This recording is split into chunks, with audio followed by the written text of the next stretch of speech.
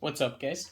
This is SkyTech Freak, and today we're going to be showing you how to have a fully internal PC hardware monitor. So now, if you guys aren't familiar with what a PC hardware monitor is, I'm sure you guys already know. That's why you're watching this video. But if you aren't familiar with what one is, it's basically a display that's typically mounted with or placed somewhere within the case that actually gives you the information of your system. So if you've seen a lot of AIOs have sort of an OLED screen now that tells you your CPU and GPU temperatures. So similar to that, but larger, so it can tell you more things like CPU, GPU temperature, usage, RAM usage, VRAM usage, frame rates, and things like that. Of course, you can fully customize what information you want displayed on your hardware monitor, but it's basically something that you can just quickly glance at your PC and get the information, so that while if you're working or playing something on your PC, you don't have to like exit out and check task manager or have an annoying HUD or something at any of the corner of the screens that's distracting you from your game or your application. So this hardware monitor, um, the way people have typically done it is basically they've used an HDMI display like I've done here, and you install an application. Here I've got ModBros, which will become very relevant in a second. But you can use any number of applications. There's like Afterburner, there's hardware info, there's a whole bunch of these sensor apps which will actually give you this information. And so of course the easiest way to do this is just sort of plug in an HDMI cable at the back of your graphics card to and power the display, right? And then just move whichever apps you want to the second screen by extending displays on Windows. Now the issue with that is, a if you want to mount this now within inside of your case, you actually have to route this HDMI cable from outside back into the case and then run it along the case. So you have this obnoxious like sticking out that's going out of the HDMI cable, and then it goes back into the case. And then you also need to run a lead, most likely from outside, which is going to be, at least for a display like this, which is a 5-inch display meant for Raspberry Pi, it actually takes power through micro USB. So you'll need to run that from outside too, possibly from the case itself. So you can run it from one of the USB ports in the case, but you'll have to run it again from outside back into the case and connect it to this. And more issues that come up with that is that sometimes when you're playing or using an application, the cursor is going to keep going because you've extended the displays. The cursor is going to keep going into your hardware monitor unnecessarily when you don't want it to. And there's going to be all these headaches that actually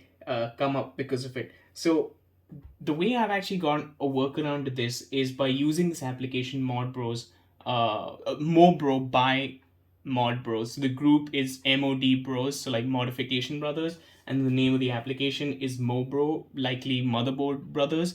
Very clever, I guess. But the reason that actually works better than this is because you don't need to sort of read out the wires from within. I'm going to show you a way to have all of the wires you need routed from within the case itself, and also that way you're not losing an HDMI port on your graphics card, right? Because if you can see the television at the back, my graphics card only has one HDMI port. It's a 3070, and I need that for the television. I can't sort of spare it just for this hardware monitor. So how do people that need to conserve these HDMI ports get to have a hardware monitor? So I'll tell you all about that. The things that you're going to need for this is going to be one, obviously an HDMI screen. It can be of any size. I chose 5 because it's easy. If you've seen a lot of the videos of these hardware monitors, people are like cutting it inside of their cases above their sort of inside of their like PSU shrouds. They sort of cut a hole and then they place the screen in. So according to that, 5 inches is the best if you plan on doing something like that. I'm not that savvy with like hardware tools and like cutting and riveting and opening up cases completely to their bare bones and then reassembling them. So I just chose this size because I think it's the most convenient. It comes in 3, 5, and 7 inches. I thought the 5-inch was the best middle one. 7 inches would really be too big to go anywhere, and 3 inches is sort of, if you're viewing it from a distance, can you really see the information on it? You probably need pretty sharp eyes to do something like that. So yeah, this is 5 inches. It's meant for the Raspberry Pi, and the things you need for this project to have this hardware display completely internal is obviously going to be this screen. Again, like I said, meant for the Raspberry Pi. you're going to need a Raspberry Pi if you want to do it the way that I'm going to be showing you. So you're going to need a Raspberry Pi 3, I believe, model 3 and above. You're going to need an SD card, and most likely you're going to need an SD card adapter as well so you can flash the image. Um, you're going to need an SD card. I believe the SD card needs to be more than 4 GB. I don't think the file or the image that I'm going to ask you to flash is going to be more than 4 gigabytes or even close to that. But I believe for Raspberry Pi to boot, to be able to boot, I think you need a 4 gigabyte or bigger SD card. I'm not sure though, don't quote me on that. This is of course an 8 GB, so it's twice that, twice the size of that, and you can use any sort of capacity above 4G, I imagine. So you're going to need obviously the screen, you're going to need the Raspberry Pi, you're going to need, like I said, an adapter, an SD card, a micro SD card, I mean, and you're going to need a PC, a Windows PC, so you can actually flash the file, and then obviously that's probably the PC you want to reflect the statistics of in the hardware monitor as well. So I'm just going to get rid of this clunky setup where the HDMI cable is going from the back of the graphics card and the power lead is coming from another wall outlet, and I'm just going to show you how we can have a much more elegant setup if we just get rid of these things, and I'll start talking about how to set it up. So one of the things you're going to need to have a completely internal hardware monitor with a hardware screen and everything powered from within the case with no reason to run wires outside of the case, you're going to need a way to have two USB micro USB cables powered from within the case itself, right? Because one of the things that runs outside, of course, would be the display's HDMI, which could run outside and then plug into the graphics card if we were okay with routing the cables outside, and then the other one could be the micro USB cables that you route outside and then plug into the back of your motherboard. But if we wanted to be completely internal and we want the outside to be sort of clean and not have these wires sort of do that U-turn back into the case, you're going to need a way to power two USB inputs, which are going to be micro USB cables from within the case itself. Now to do that, you can get a bunch of accessories. Now in normal there are cables to convert normal internal USB on your motherboard to regular USB, and then of course there are these cables like this that can convert USB 3 and USB 4, or JUSB 3 and JUSB 4 into sort of 2 or 1 regular USB sort of ports, right? And how that helps is, what happens is you can either get this one, and this one is actually one that came attached to one of these PCIe brackets, but I just sort of unscrewed that, and then I can of course plug this into my case and then route it under or behind the case and just wire manage it properly. Use cable management to like fix it up and then connect those micro USB cables to this, one to the display and then one to the Raspberry Pi. I actually have a similar sort of one already installed in the case. If you can see over here, it's still plugged into JUSB 4 over there, and it's got two USB ports for powering that Raspberry Pi. And then of course I'll be using these two micro USB cables just because they are short and they're distinct, so it'll be easy for me to like figure them out for this video. They came with my JBL speaker, but they should be enough to power the Raspberry Pi. One thing that you have to keep in mind is that you could just have one USB port and then plug the display into like an empty USB slot on your Raspberry Pi itself, but then the Raspberry Pi is actually putting more power, so you need to be sure that the internal USB ports in your motherboard are actually able to power the Raspberry Pi, which will then in turn not only have to power itself but also the screen. So I think the safer way to do it is of course use two separate micro USB cables to power both of them, but you could still use one if you know for sure that the ports will actually be able to go ahead and power that. Alright, so to set up this application on your Raspberry Pi, there's a few things you need to download. So obviously you need to download the desktop application for Windows. So you'll want to go ahead and download MoBro for Windows, and then you want to download the Raspberry image as well, right?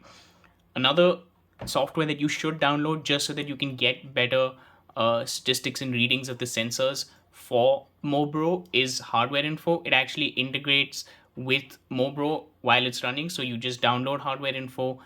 You get the free version of it or whatever, and it'll actually give you far more sensor data. So this is what Hardware Info looks like, and it has a bunch of information for all the sensors in your system. It does a bunch of other things also that I don't really want to get into right now, but download Hardware Info. That way your MoBro application will be able to give you better and more data than if you didn't have that downloaded. So what you want to download is, once again, MoBro, the Raspberry image, hardware info, and lastly, a way to flash it to your SD card. So you want to download Etcher. That's the one I use. It's free. You just download the software, and then you can open up Fletcher, and then sort of this micro SD card, you just plug it in, you put it in your system, and then it'll say flash from file. You choose the file, which is going to be the Raspberry image you downloaded. So MoBro version 11.1 Raspberry image, and then you choose what the target is. You choose obviously your SD card, and then you flash it.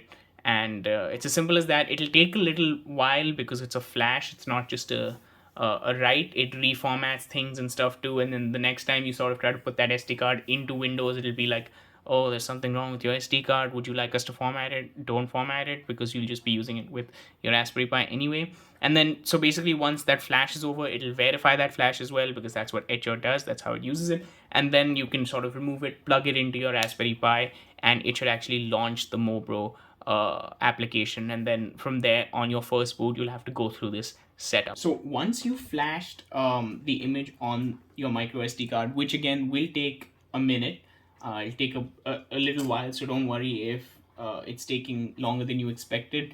And it'll also have to verify that the flash has been successfully completed. You can cancel that, but I suggest just have it, just let it verify, so you know for sure that there's nothing wrong with the image, and that your Raspberry Pi will actually boot. Next thing you want to do is obviously assemble this Raspberry Pi. So again, because this screen is actually meant for the Raspberry Pi, it also has these pins that allow it to share power. So once these pins are connected, I could also power the whole Raspberry Pi using this micro USB or using this micro USB. But since we are going to be using micro USB cables that are going to be from internal motherboard headers, we're going to actually be powering it with both micro USB cables. So anyways, we just sort of want to connect these two things.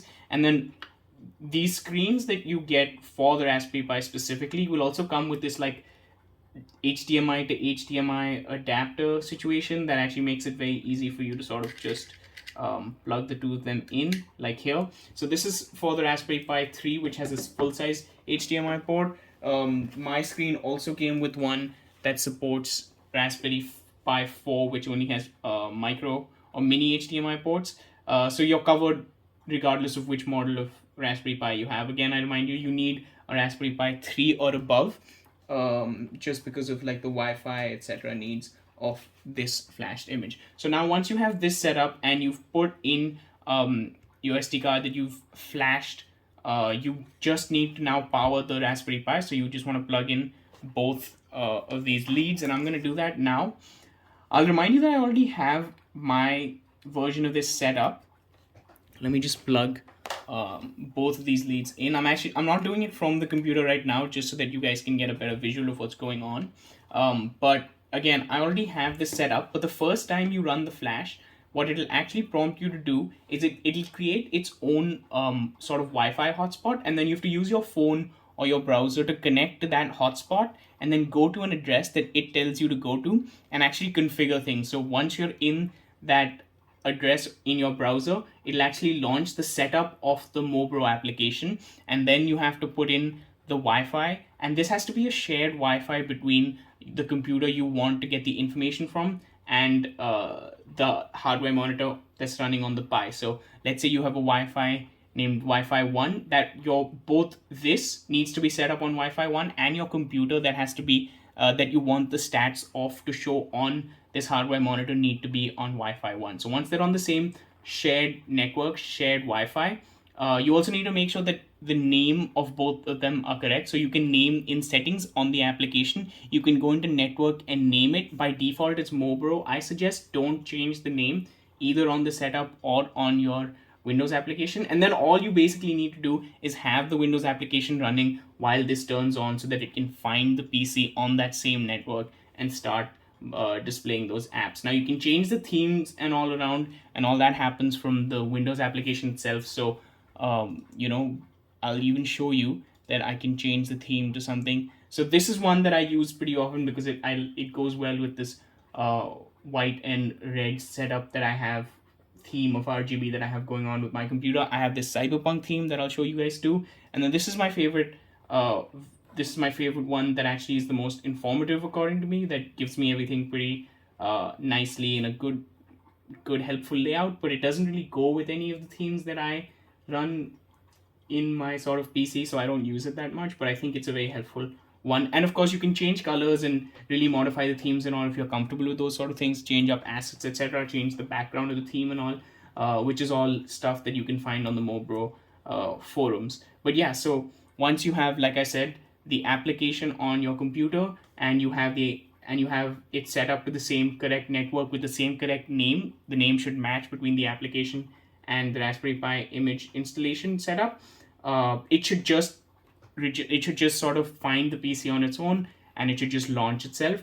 One more thing that I should mention is that since the Raspberry Pi 3 actually has Ethernet, it also works on Ethernet. So you can actually have it connected to your PC and the Raspberry Pi connected to the same Ethernet, and then it'll also be able to find your PC on that same network, which is super helpful.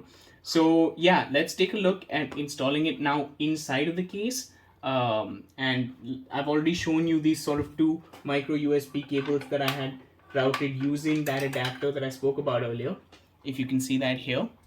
And yeah, let me just plug that in and show you what it looks like, and then we can talk about how you can mount this in certain places and how you can actually use it so that the information is visible to you best, etc. So here you can see everything is booted up and running as per design. You can see this theme I feel like really matches the white and red and black theme that I have going on with my PC case right now.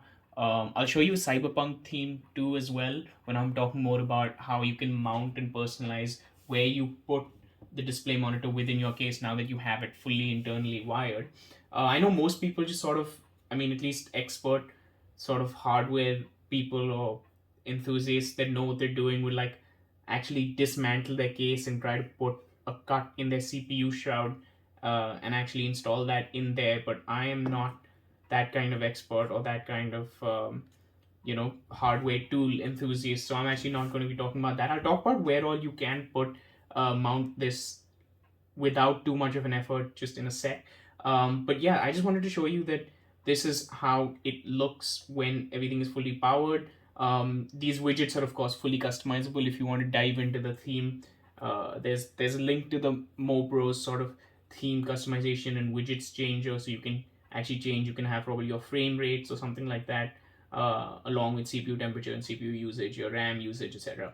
So yeah, this is, I mean, it's a really cool application, and with the Raspberry Pi, then it doesn't require you to have that obnoxious HDMI cable that's going out and then taking up the only HDMI port, at least on my graphics card, which is a 3070. So yeah, I mean, I think it saves a lot of headaches while still providing or giving you the right information and being super helpful. So yeah, I'm actually gonna show you the cyberpunk theme now, and move over to talking about where all you can actually mount this for personalization and things like that. All right, so now that you have your PC hardware monitor working completely perfectly, so you can see obviously the temperatures are being tracked, the usage, etc., is being tracked.